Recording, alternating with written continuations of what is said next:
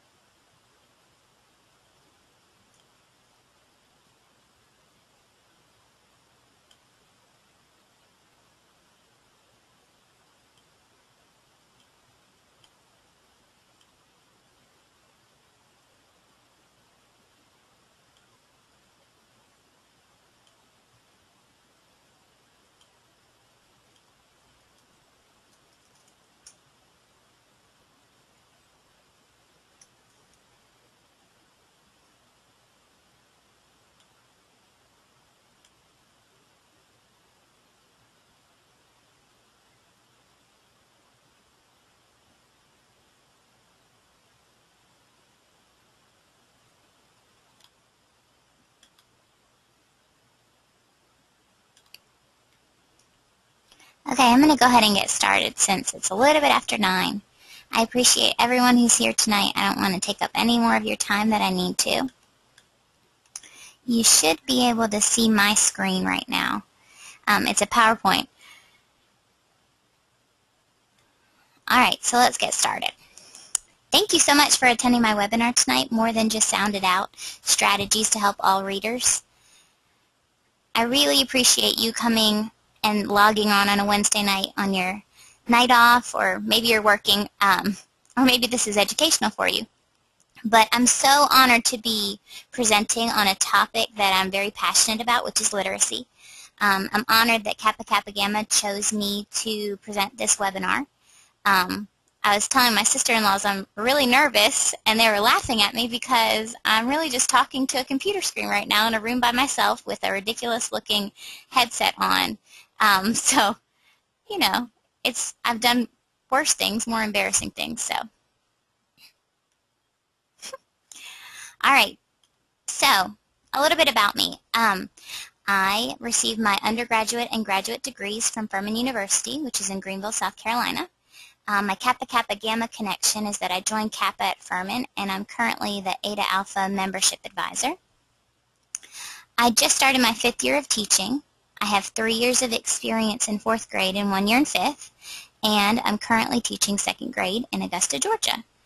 2nd grade is the youngest grade that I've taught, and I'm really enjoying it so far because I love to see readers at their earliest stages, the earliest stages that I've seen. It's really a great experience for me to have the older upper grades experience because I know where my students need to go. And and I am currently teaching them strategies to get there.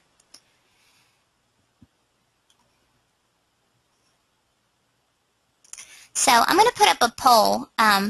You should have a poll coming up on your screen. I want to know a little bit more about you. So tell me, which one of these choices best describes you? It should be up on your screen right now. If you'll just vote, if you're a tutor, an educator, a parent, or if you're just interested in learning more.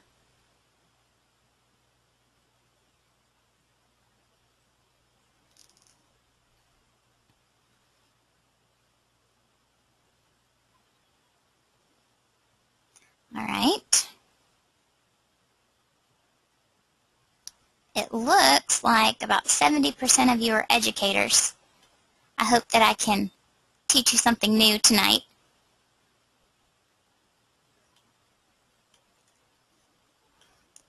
Okay, so tonight I wanted to share my objectives with you. This is in true educator fashion. I will share with you how word recognition works, why when we say sound it out, why that can't be used by itself, and what are some strategies that you can introduce to readers that will help them improve their process. So by the end of this presentation, I hope that you'll have some ideas about what you can do to help young readers unlock the secret of reading. So here's another poll. How confident do you feel about your ability to help young readers?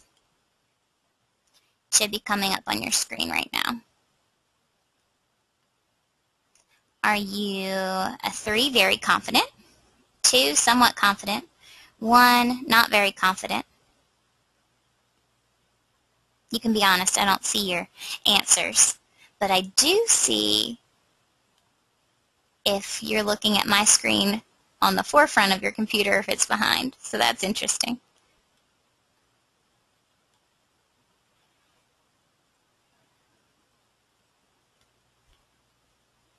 Okay, about 65% of you said that you're somewhat confident, about 10% very confident. So hopefully I can help you have a little more confidence so that you can help some young readers. So, what do you do when you're helping a child read and he or she does not know a word? What do you do? Well, if you looked at the title of my presentation, you may say, sound it out. I hear this phrase all the time. My parents and my family said it to me sometimes, sound it out. I hear my students' families say it to them. I hear some of my colleagues say it to their students. And most of the time when I ask my students at the beginning of the year, what do you do when you get to a word you don't know, most of them say, sound it out. So, here's an example.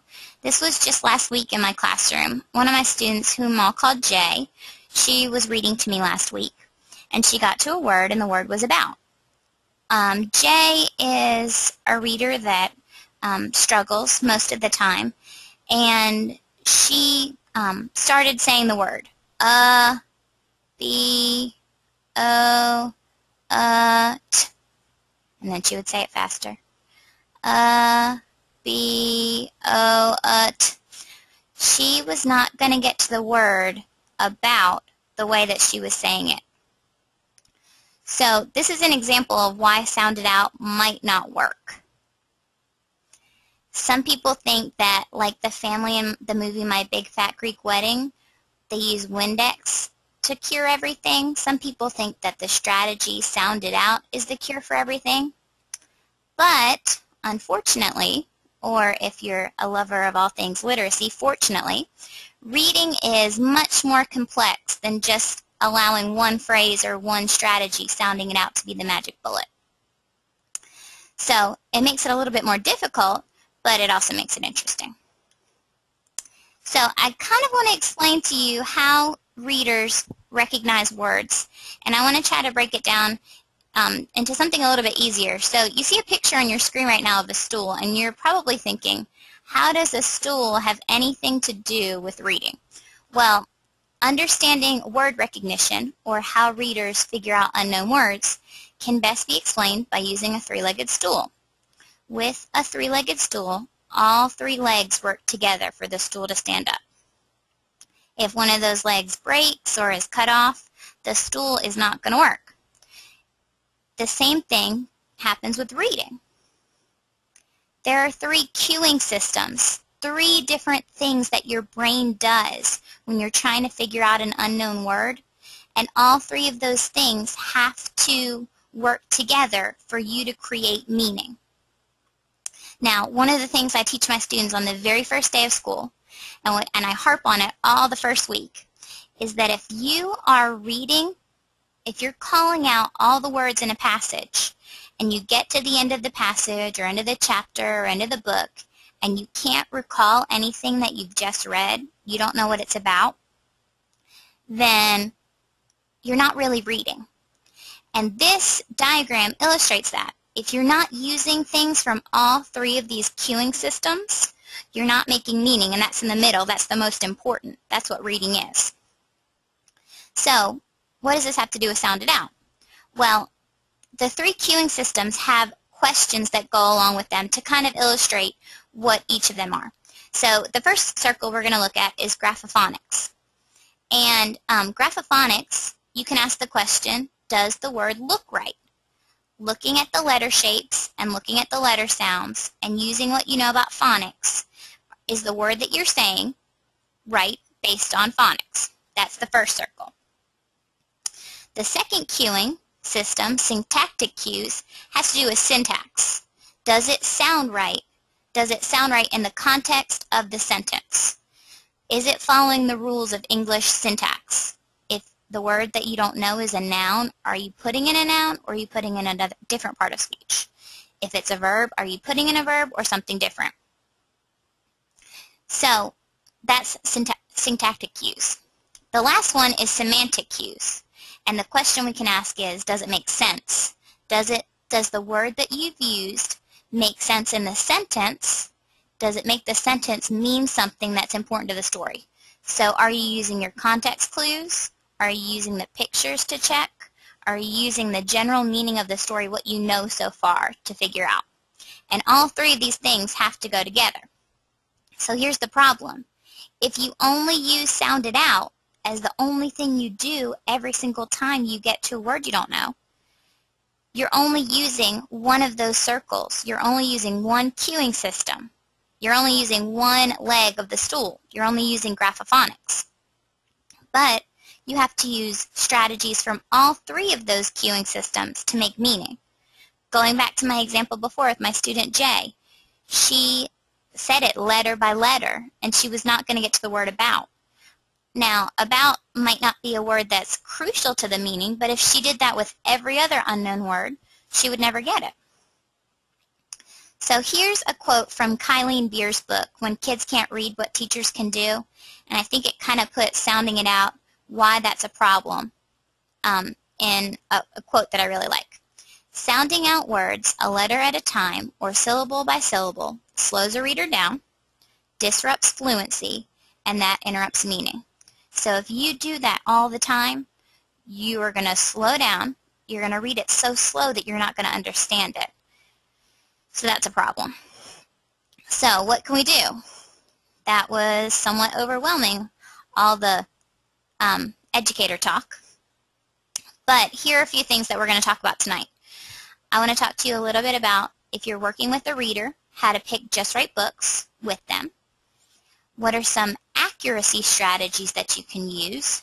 And when we say accuracy, we're saying what are some strategies you can use to say the words correctly. We're going to talk about some comprehension strategies, and comprehension has to do with understanding. And I want to talk a little bit about how you can guide those readers to independence, where they'll be able to use those strategies by themselves. So, the very first thing, one of the most important things is you need to be picking just right books. And just right books are books that a student can read independently with around 95% accuracy. Now, 95% accuracy is a widely accepted percentage for words that are said correctly, but I've even seen more current research that says it has to be 98% accuracy. So we want our students, if they're reading a Just Right book, we want them to be reading 95% to 98% of the words right. Because if it is too hard, the student's going to get frustrated easily. If they have to try to figure out every other word in a sentence in a whole book, it's going to be difficult for them. They're going to get frustrated. And it goes back to that Kylene Beers quote. If they're taking each word letter by letter, syllable by syllable, then their meaning is not going to be connected because they're going to forget what it's about because they're taking so long and so much of their energy on trying to figure out the unknown words. So how do you figure out 95 to 98% accuracy when you're reading a book? Well, for our older readers, it's a little bit easier. If they're reading a chapter book, chapter books have between 100 and 125, 150 words on a page or 2 pages.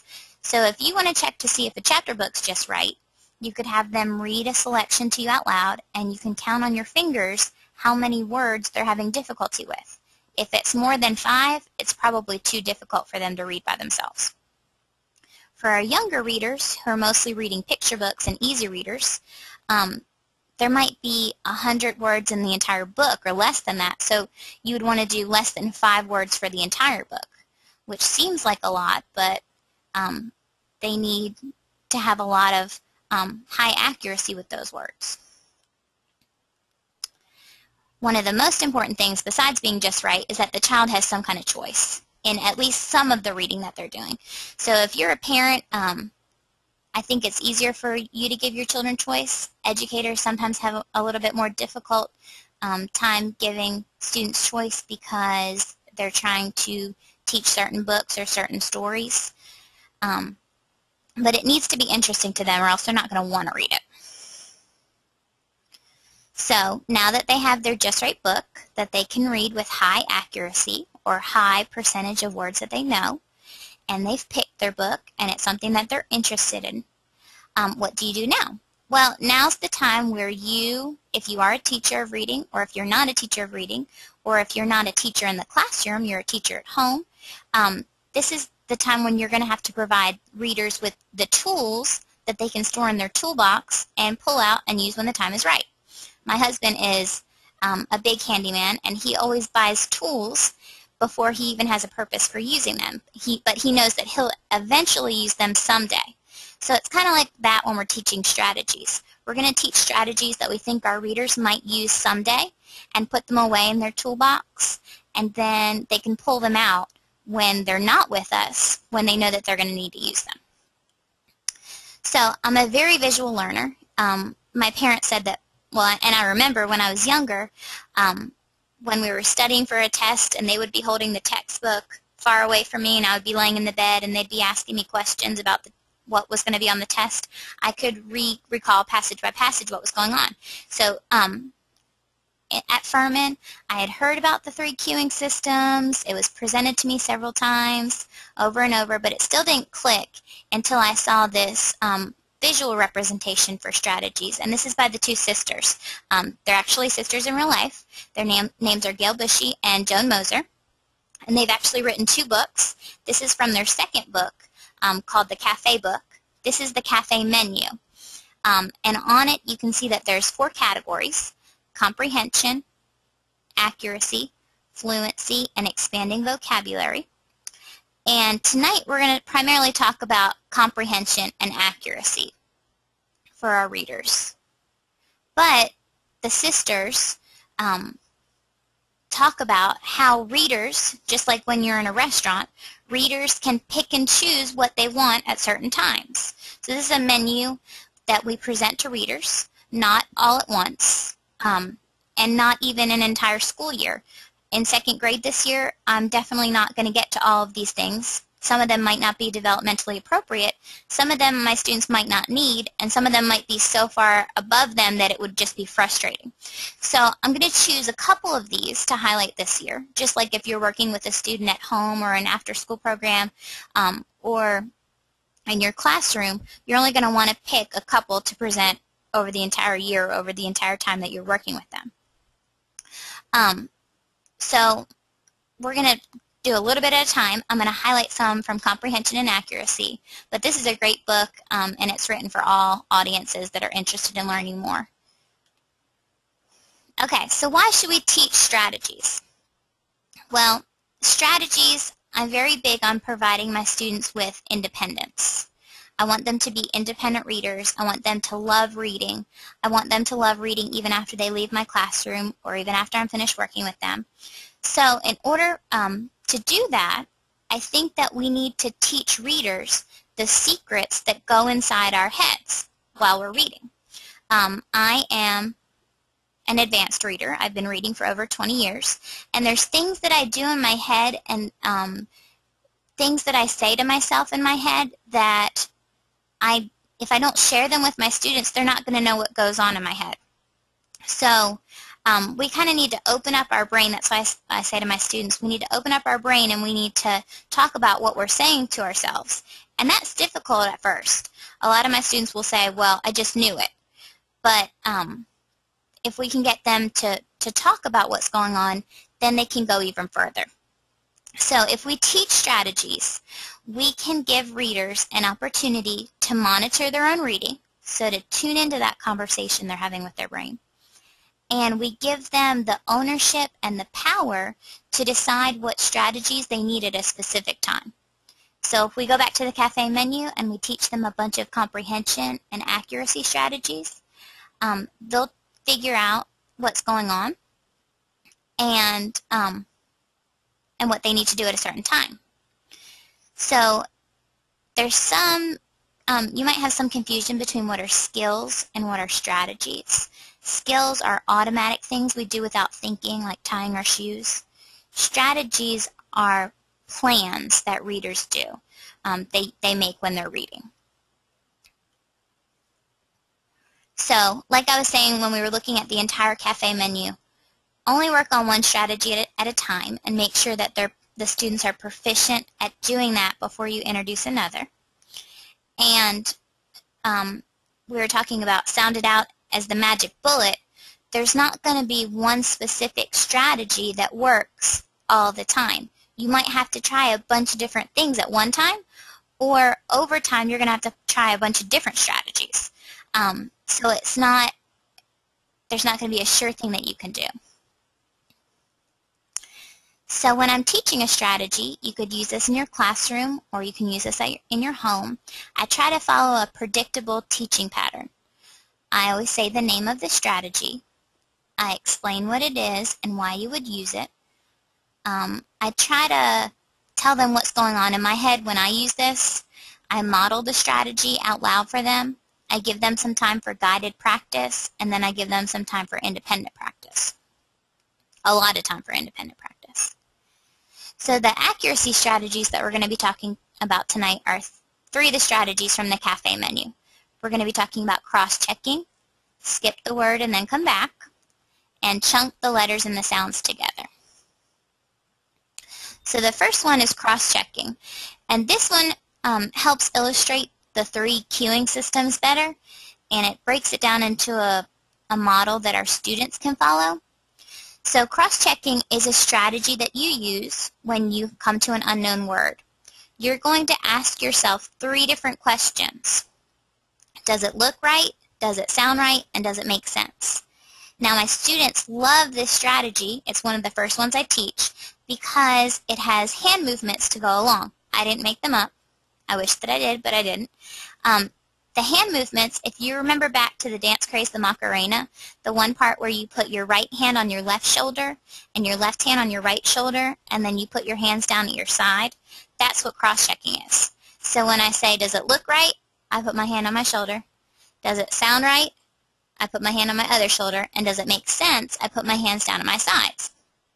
So it'll be really funny when we're doing independent practice and I'm looking around the room scanning to see what everyone's doing, and I'll see a student crossing themselves and putting their arms and talking to themselves. So then I know it's working. Okay, so does it look right? That's the Graphophonic cueing system. when you say the word, are you looking at the letter shapes? If there's an H in there, if it starts with an H, are you saying an H? Are you saying the sounds that match? Are you using your phonics rules? Does it sound right? Are you using the rules that you know of syntax? If it's a noun, are you using a noun? If it's a verb, are you using a verb? And does it make sense? Does the word that you use make the sentence make sense? Does the word that you use make the sentence make sense? And does it match with what's going on in the story? So if you can answer those 3 questions, it's a higher percentage that you're getting that unknown word right. So here's a book that I use in my classroom. This one's called Miscellaneous. I've used this in upper grades. I wouldn't use it in 2nd grade. I always do a model of a think aloud when we're doing a read aloud in the classroom. So this is one of the sentences. This is a passage from the book. I'm going to read it like I'm in my classroom, and I'm going to have a problem with one of the words. I caught Forrest's cold, and I had to stay home from school on Tuesday. Tuesday is vocabulary day at Webster School. Follow my assignment. Never get sick on vocabulary day. So my miscue was for the word advice. I said assignment. Now I'm not sure if that's the right word, so I'm going to cross-check. The first question I'm going to ask myself is, does it look right? I said the word assignment. The word is advice. The letter shapes and the letter sounds and phonics. Well, I used a word that started with an A, but other than that, there's not really a lot of letters that match assignment for advice. So I started the word right. Does it sound right? Does it sound right in the context, in the syntax of this sentence? Follow my assignment. Never get sick on vocabulary day. Well, it kind of does. Follow my assignment. Sometimes you follow assignments. It's a noun for a noun. Does it make sense? Follow my assignment. Never get sick on vocabulary day. Well, we follow assignments sometimes. But this one, the reason why you can't say, yes, I'm really sure that this is the word, is because of that Graphophonic cueing system. I'm only seeing the A, so I would probably try a different word. Or I would try to trade a word for it that means more of advice rather than assignment. So this word, I would have to use a different strategy for. Another strategy is called skip the word and come back. Now, with cross-checking, you have to have students who are willing to put themselves out there and make an approximation or a guess of the word. So I guessed and I said assignment for advice, but we're going to have some students and our children might not want to say the word. They're a little bit hesitant. They don't want to get it wrong. So another strategy that I introduce is skip the word and come back. So this one connects with cross-checking because what you do in skip the word is you read the whole sentence, you skip the word you're having a problem with, you read to the end of the sentence, you think about what's going on in that sentence, and then you go back to that word and make a guess or an approximation. I like the word approximation better because it means that you're using some stuff, using some strategies, as opposed to guess that's more random. So skip the word, read to the end of the sentence, stop, and then come back. I would use this when I don't want to try a word or I have no idea what it's going to say. Here is a passage that I would use. Okay, this is also from Miscellaneous. One of my students last year, he was a reader who had very high accuracy, but when he got to a difficult word, he would stop and he would say, whoa, that's a hard one, and he wouldn't try to guess it. He would just say, that's a hard one, not try to guess it, didn't want to try it. And he read a lot of nonfiction text about dinosaurs, and there were a lot of words that he knew about dinosaurs, but there were some with that nonfiction vocabulary that he didn't understand.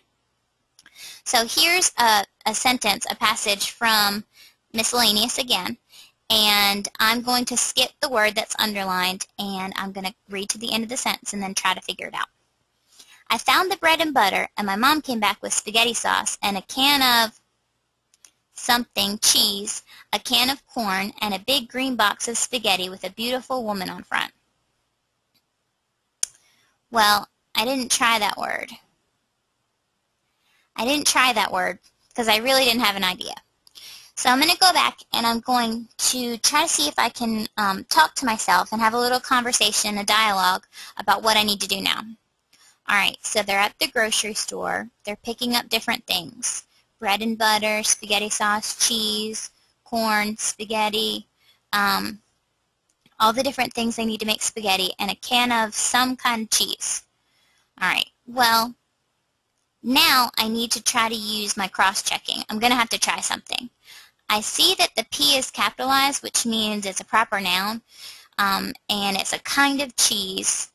It's a noun. I could maybe chunk the word. I see parm, I see arm, talking myself through it.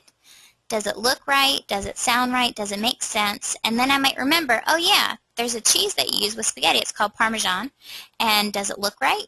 Well, yeah, Parmesan. Well, Parmesan doesn't really look the way it's spelled. That's why we can't do letter by letter. Does it look right? Does it sound right? It's a proper noun. It's a noun, so it fits in the syntax of the sentence. Does it make sense? Yeah, you would use Parmesan cheese with spaghetti. So I used skip the word and I used cross-checking.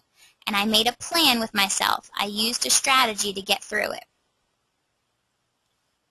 And of course, the conversation that I just had with myself is not one that you're going to have your readers are going to be able to do the first time that you show them this or the first time they're practicing it.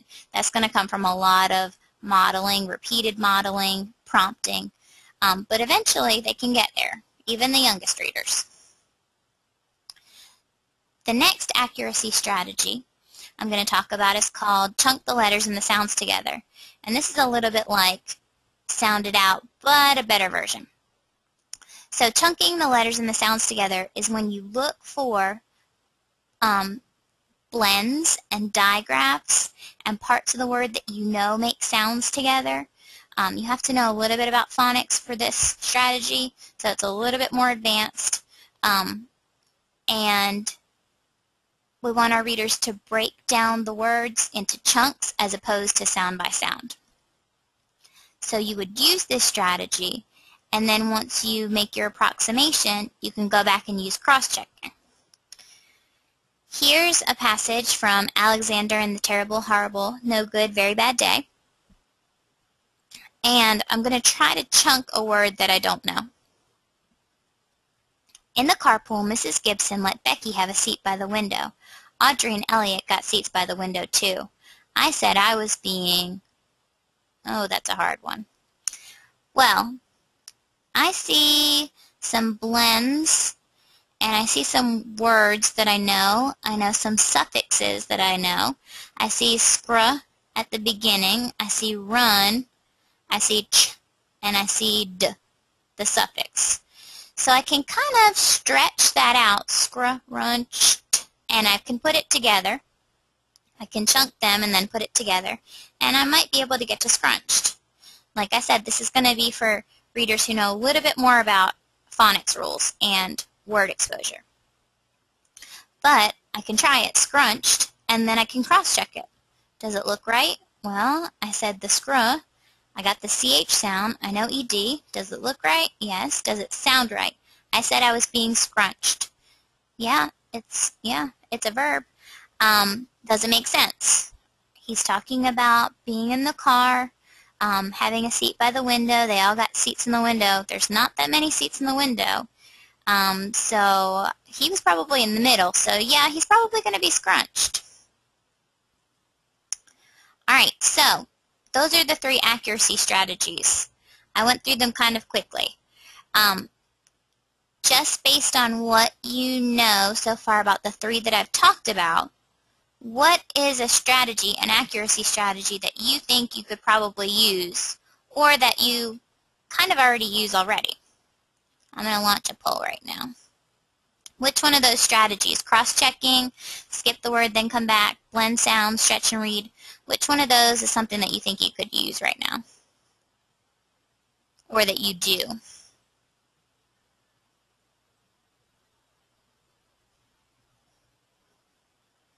A lot of people voting.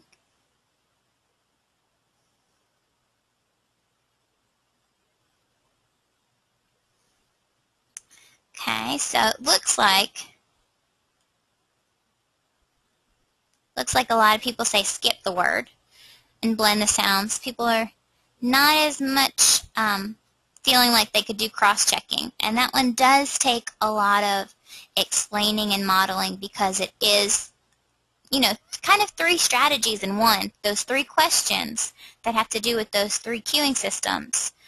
They're a little bit more difficult, but if you spend a lot of your time on cross-checking at the beginning of the year and modeling it in different situations, that's the foundation of all the other accuracy strategies. Because you skip the word and then come back and try something, you got to check it. You blend those sounds and you put it together, you got to check it. So that will come as readers are a little bit more advanced, or they have more time, more exposure to cross-checking. So now we're going to move on to comprehension strategies. And like I said, those 3 cueing systems, they all meet in the middle. And you have to use all of them to create meaning in the middle. So the 2 that we're going to talk about today are check for understanding and back up and reread. So the first one is check for understanding. And like I said at the beginning of the webinar, one of the things my students know that I harp on at the beginning of the year is that if you call all the words in a reading story or in a passage and you get to the bottom of the passage or you get to the end and you have no idea what you just read about, then you're not really reading. And so I tell them that sometimes I like to read before I go to bed, and sometimes I'm very tired when I'm reading, and a lot of times I find myself drifting off. Even if it's something that I really enjoy, I find myself drifting off, and I'll get to the end of the page and I'll have no idea what just happened. So I'm going to want to stop, and I'm going to want to try to see if I remember, or if I know where I stopped paying attention. Then that's a good thing. This is more about monitoring your own reading and figuring out what happened for you to stop understanding what was going on. So in Check for Understanding, I teach readers to read a little bit of the passage. Maybe for younger readers, it's a couple pages. Maybe for an older reader, it's a chapter. Maybe for more advanced younger readers, it might be an entire picture book or an easy reader. And what you want to do is when you get to the end, your stopping point, you want to ask yourself 2 questions. Who's in the story, the characters, and what are they doing? Talk about some of those literary elements. What's the setting? What's the problem? What's going on? And if you can tell yourself a summary of what's going on, and you feel confident that you're understanding, then you can keep going. But if you stop there and you're stuck, or you're not quite sure about what's going on, you can't keep going. So here is a passage from one of my favorite books, But No Elephants, and I'm going to check for understanding at the end of, this is actually 2 pages from the book. One day, a man came to her house. He was selling pets. "Would you like to buy a canary bird?" asked the man. "Very well," said Grandma Tiddly, "but no elephants." Grandma Tiddly was cooking stew. The bird wanted to help, so he sang a song for her. It made Grandma Tiddly very happy. So I've read my 2 pages, and I'm going to stop, and I'm going to ask myself 2 questions. Who's in the story so far, and what are they doing? So I know we have the man. It's the pet man. We have the Grandma Tiddly, and we have some animals. And what are they doing? Well, the pet man is coming to her house, and he's asking about a bunch of animals. She ends up buying one, but she doesn't want any elephants. So I ask myself, is that a good enough summary of what I've read to keep going? Yeah, it is. But what happens when you get to the end of the passage and you don't know what's going on, or it's not good enough, in your opinion, to keep going? Well, that's where this strategy comes in. go back and reread. Now, as advanced readers, we do this all the time. We realize when our meaning has stopped, when it's breaking down, where we need to go back. But for younger readers, we need to make the secrets that are going on in our head real and evident to them. So when we check for understanding, and we stop after a chapter or a page or however long we think we need to stop and check, if we get to that stopping point and we can't tell ourselves what's going on, we need to apply a fix-up strategy. And our fix-up strategy is go back and reread. Now, just like sound it out can be misused, I think sometimes go back and reread can be misused as well. Because if we see a reader and they don't understand, we'll just say, oh, go read it again. But if they didn't know what they did wrong the first time, how are they going to fix it? So we need to teach them when they do go back and reread, they need to make sure that it's still a just right book, that it's not too difficult. And we need to have them read with a little bit more intention, with a little bit more purpose. So if our two questions are, who's in the story and what's going on, you need to be asking yourself and monitoring more actively. Maybe you want to break that up into more chunks to check for understanding. Whatever you decide to do has to work for you, and it has to help you understand. So go back and reread. We want them to maybe read slower, but not read so laboriously that they're not going to get it. We also want them to make sure that they're thinking about what are the important things in the book. So here's my passage. The same thing. If I got to the end of this but no elephants passage and I didn't know who was in the story or what was going on, I would maybe want to read it with a little bit more intention, maybe break it up into smaller chunks. One day a man came to our house. He was selling pets. Okay, so we have the pet man, and he's coming to Grandma Tidley's house. He has a look at the picture. He's got a truck. He's got all these animals on it. He's selling animals. He came to our house because he wants her to buy one. Okay? All right, let's keep going. Would you like to buy a canary bird? Asked the man. Very well, said Grandma Tidley, but no elephants. Okay, so she's going to get something. She's going to get a bird, but she doesn't want any elephants. I wonder why she doesn't want any elephants. Well, she didn't get one. So, Grandma Tidley was cooking stew. The bird wanted to help, so he sang a song for her. It made Grandma Tidley very happy. Okay, so she ended up getting the bird. The bird helps her. She's happy. Maybe the next time that he comes, she maybe will want an elephant. Who knows? We'll find out. We'll keep reading.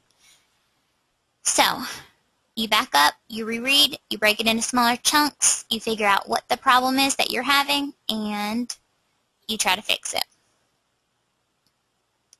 So, that was just a very, very brief overview of a couple strategies that might be easy to implement quickly for some of the most common things that we see with young readers. So, how do you help readers use these strategies when you're not sitting next to them the entire time? Well, I had the cafe menu up on the screen a couple slides ago, several slides ago. You could introduce those, like I said, one by one, waiting until they get a little bit more independent and using them and more successful.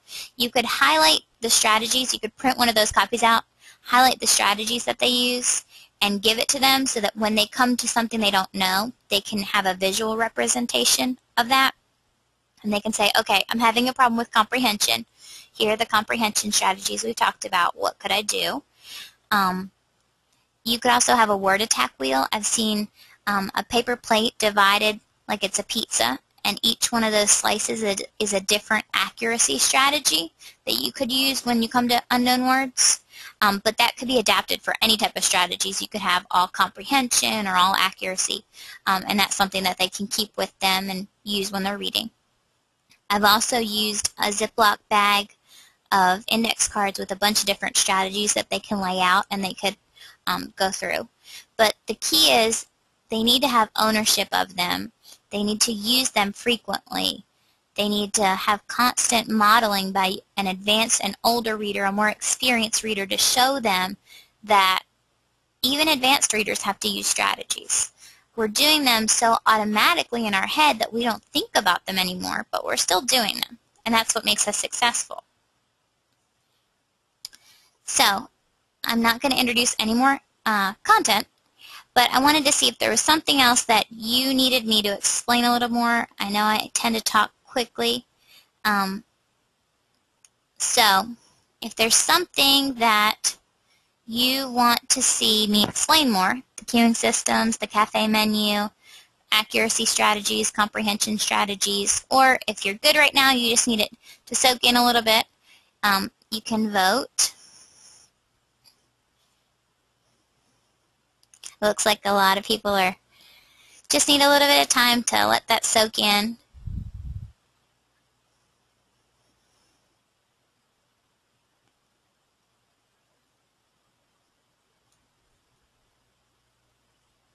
Some people are looking at the queuing systems and thinking that's really confusing. It does take repeated exposure to understand what's going on there.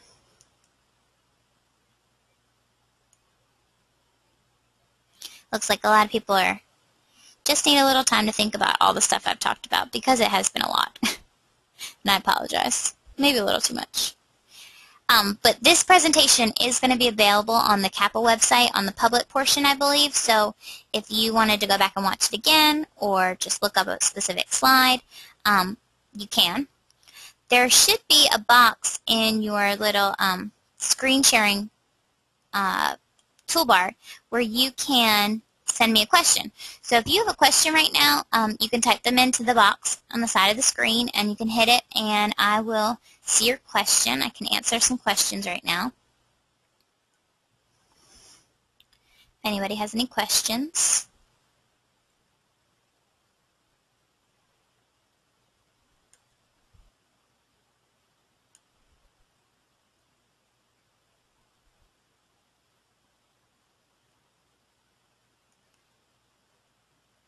I don't see anybody typing.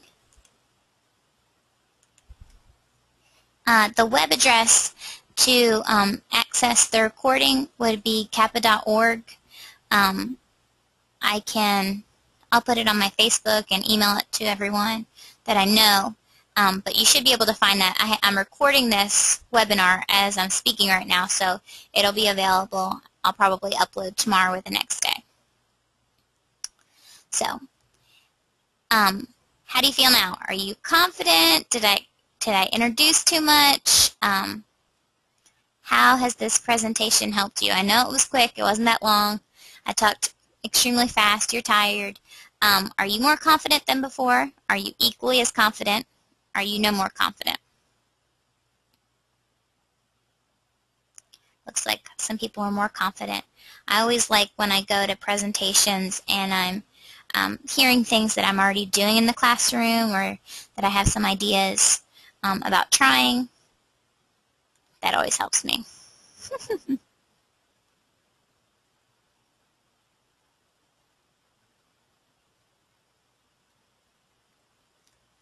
Okay, so there is a question that it's a really good question. How can I give struggling readers in my high school class extra practice without slowing down too much for my other readers? That's a really good question. I don't even know if I have an answer that would be, you know, in Georgia we're doing a lot of, actually today we went to a response to intervention training meeting. We have a 30-minute block built into our day where we can provide interventions and extra time for those struggling readers. I know that they've tried it in middle school, and that they're working in middle school. It's a little bit more difficult in middle school. But, you know, I really don't have any specific high school experience, so I don't know. But the book that one of the books that I used was When Kids Can't Read, What Teachers Can Do by Kylene Beers. That's a great book for grades 6 through 12. Another great book for older readers are the books written by Chris Tovani.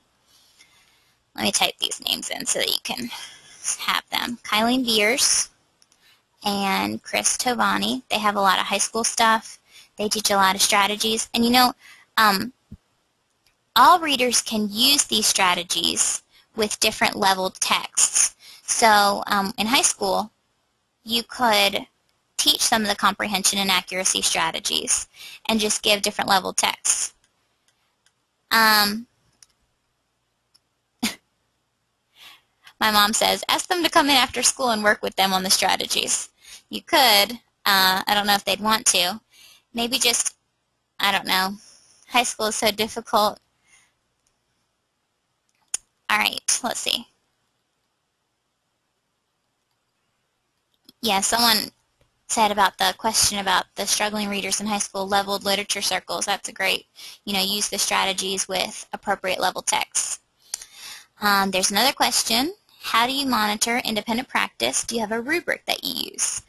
Well, in my reading workshop, when we use strategies, something that I've been working on, that I worked on in older grades, was we had, they had to write a letter to me every week about what they were reading and what strategies they were using. And this comes from Fountas and Pinnell's book, Guiding Readers and Writers, grades 3 through 6. Let me write that. Guiding Readers and Writers, grades 3 through 6. And that's by Gay-Sue Pinnell and Irene Fountas. And so what we did last year in 4th grade was create the rubric together. It was a 3-paragraph letter they had to do once a week, and I responded to all of them. I had 40 students last year. The first paragraph was about the book that they were reading and focusing on the literary elements. The second paragraph was about the strategies they were using. And the second paragraph, the strategies they were using, and I wanted them to kind of share what was going on in their head. That's very difficult for young students to verbalize what they're doing in their head. So a lot of practice would be necessary for that. And we talked about goals. All right, let's see. Could you give me an idea about how much new readers should rely on pictures?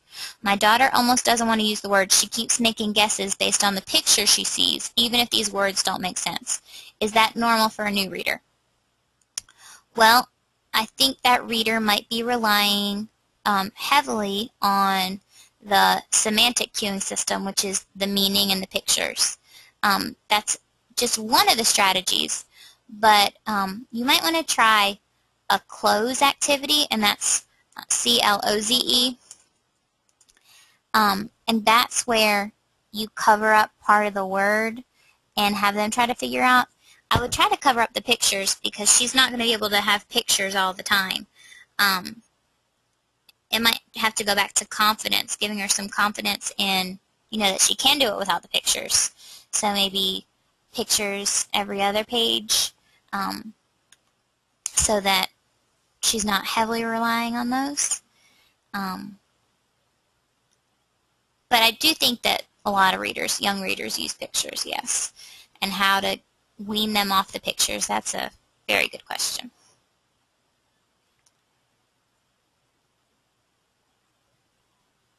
Oops, let's see. So a lot of people are more confident. So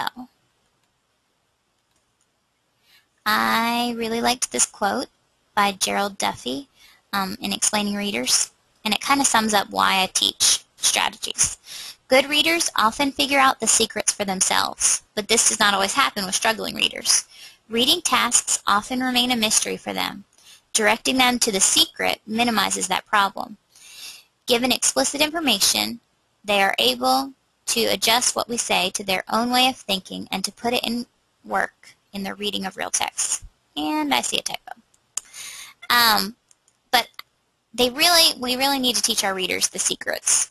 We need to share what we're doing as readers and try to verbalize what we're using and what's going on in our heads so that our readers will be more successful. So I hope that just one of the things that I've talked about tonight will help you with young readers. I would love for you to contact me if you have additional questions or if you have a specific reader that you're worried about. I can try to answer it the best I can. I don't have a lot of experience in all grade levels, just mainly younger grades, middle grades, younger grades. But I would love to speak with you. And some of the books that I referenced are right here. Kylene Beers, and like I mentioned for the high school question, Chris Tovani. The cafe book is good. They also have a website that they have free material, but also a member site that has a lot of videos and stuff like that. Explaining reading, the one that I read the quote from, that's more about strategies, and he focuses more on before reading, during reading, and after reading strategies, whereas the cafe book breaks it down into the types of strategies. And Reggie Routman and the Goodmans are the ones that have a lot of stuff with the cueing systems. So I hope that helped. Thank you all for joining me tonight, and I hope that you have much success with the readers that you work with, and that I could provide you with just a little tidbit of information that you could use to help your readers. So have a good night. If you have any questions, you can continue to ask, and I hope you have a wonderful rest of the week. Thank you for joining me.